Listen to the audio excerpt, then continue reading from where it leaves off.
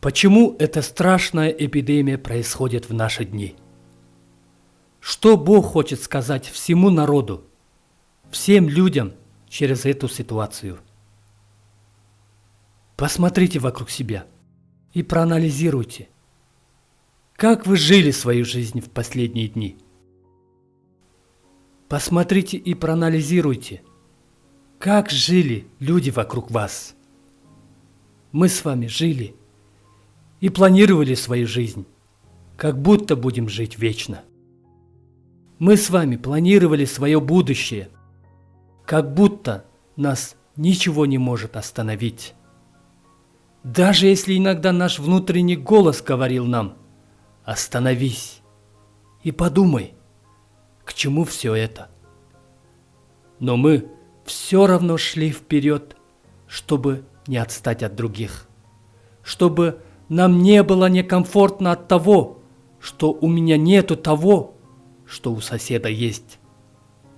И вот, в один момент, в один миг, все мы, многие из нас остановились. То есть, нас остановили, потому что мы сами не могли бы остановиться. Весь мир остановился. Весь мир остановился от этой пандемии коронавируса. Казалось, вот-вот современная наука и медицина достигает своего пика и ничего не может противостать. Но вот, перед этой новой пандемией современная наука и медицина оказалась намного бессильной. Эпидемия коронавируса распространяется таким быстрым темпом, что даже самые развитые страны не могут уже справляться, не говоря уже о развивающихся странах. Почему все это происходит? Что Бог хочет сказать всему человечеству через эту ситуацию? Господь хочет сказать важную вещь всему народу, всем людям через эту ситуацию.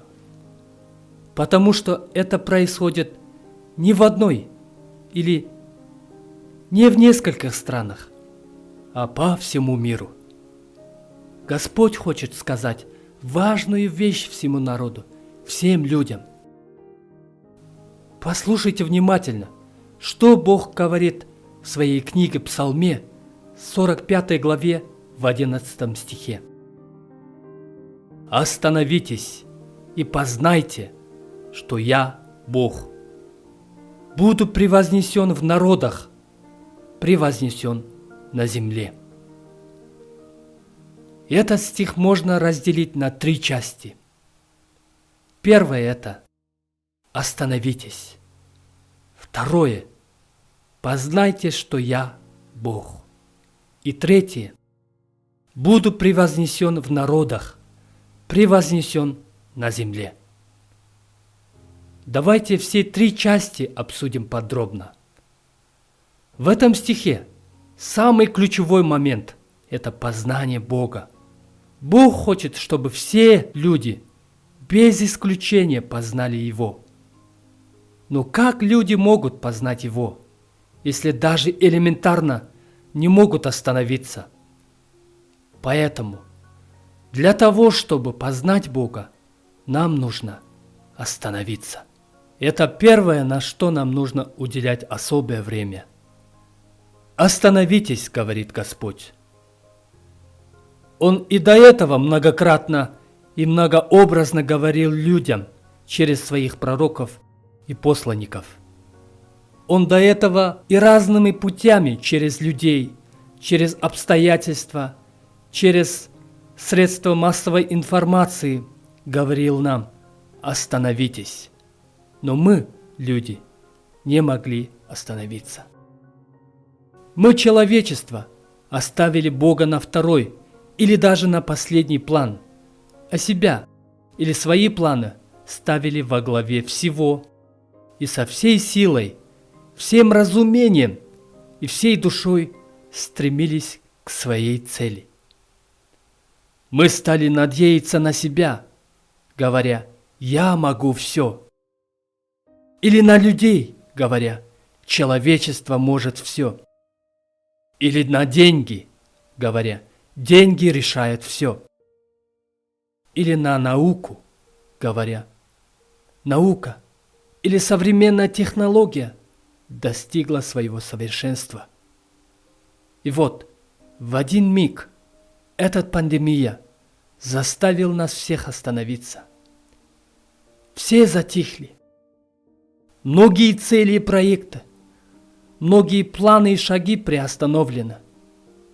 Многие грандиозные, глобальные, даже на государственном уровне приостановлены. Что Бог хочет сказать нам через эту ситуацию? Бог хочет сказать: остановитесь. Другими словами, сам Бог остановил нас.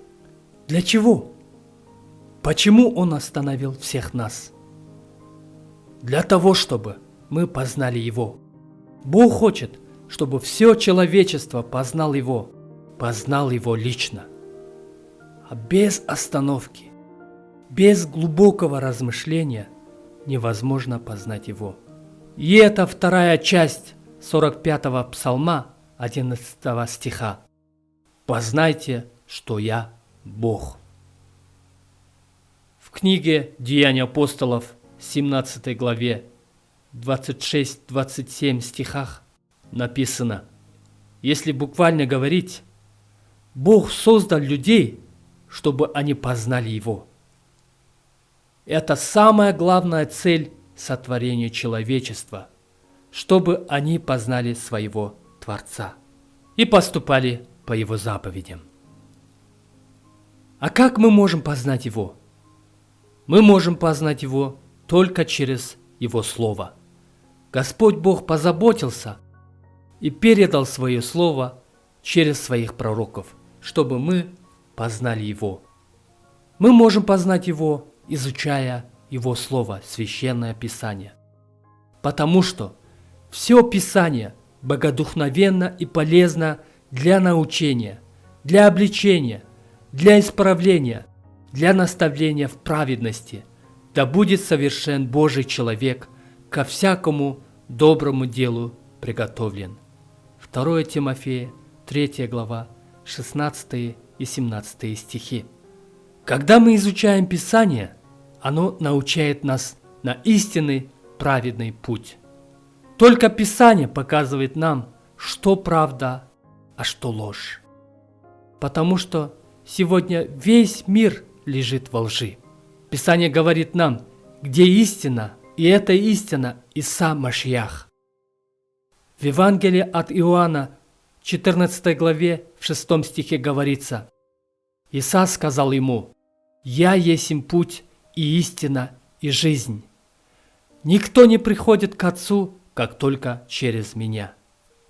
Веруя в Иса Машиаха, мы можем унаследовать жизнь вечную, потому что Писание говорит нам, нет другого пути. Также Писание показывает все наши грехи и обличает нас в этом.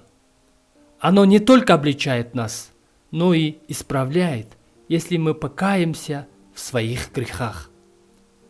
Но Писание также обличает в самом великом грехе человечества, о грехе, что не верует в Машиаха. Евангелие от Иоанна, 16 глава, 9 стих. Но тем, кто верует в эти слова Писания, ибо так возлюбил Бог мир, что отдал Сына Своего Единородного, дабы всякий верующий в Него не погиб, будут иметь жизнь вечную. Иоанна, 3 глава, 16 стих. Дорогой друг, если ты все еще не стал последователем Иса Машиаха, то сегодня и сейчас у тебя есть шанс примириться с Богом и стать Его детем. Таким образом, ты будешь унаследовать Царство Божие. А тем, кто уже являются последователем Иса Машиаха, нужно анализировать свою жизнь в вере и привести в порядок свои отношения с Богом. Если есть какие-то скрытые грехи, греховные намерения, нужно освободиться от них и укрепляться в вере и бодрствовать. И всем нам нужно больше и больше познавать Бога каждый день, пребывая в Его Слове и в молитве. Каждый день остановиться и уделять время изучению Писания. И вот это хочет Бог.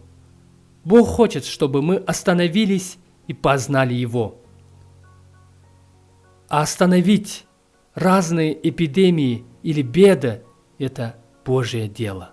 Только Господь может остановить разные эпидемии, беды, штормы и так далее. Потому что Он Творец, и Он управляет всем миром. Он все контролирует. Мы можем говорить разные теории заговора, политическая игра или биологическое оружие. Это все человеческие догадки. Нету никаких достоверных доказательств этих теорий. Послушайте, что Бог говорит в книге Исаия, 45 главе, 6-7 стихах. «Дабы узнали от восхода солнца и от запада, что нет кроме меня. Я Господь, и нет иного. Я образую свет и творю тьму. Делаю мир и привожу бедствие. Я Господь, делаю все это». Также во Второзаконии, 32 глава, 37 стихе говорится: «Видите ныне, что это я и нет Бога, кроме меня. Я умерщвляю и оживляю, я поражаю и я исцеляю, и никто не избавит от руки моей». Изучая все Писание, мы можем познать Бога, кто Он, какой Он и как Он нас сильно любит. Также мы можем познать, как Он ненавидит грех и зло, и как Ему приходится наказать людей, народы и всю землю за зло, которое сейчас происходит по всей земле. Посмотрите и погуглите, сколько сейчас в день происходит развода, аборты, изнасилования, убийства и так далее. Сколько несправедливости, сколько детей остаются сиротами из-за войн и страдают. Сколько голодающих, в то время многие тратят миллиарды для обогащения. Многие западные европейские страны начали узаконить однополые браки и начали учить этому детей. Я лично думаю, что это Божье наказание, чтобы мы оставили все грехи, все беззакония, которые противоречат Писанию, и чтобы мы поступали по Его заповедям. Если мы будем познавать Его волю Бога в свою жизнь, и оставим все наши грехи, и будем поступать праведно, то тогда Бог прославится через нас. Бог будет превознесен в народах и на земле. Да поможет Господь нам в этом. Он хочет сказать всем народам, всем людям через эту ситуацию: остановитесь и познайте, что я Бог. Аминь.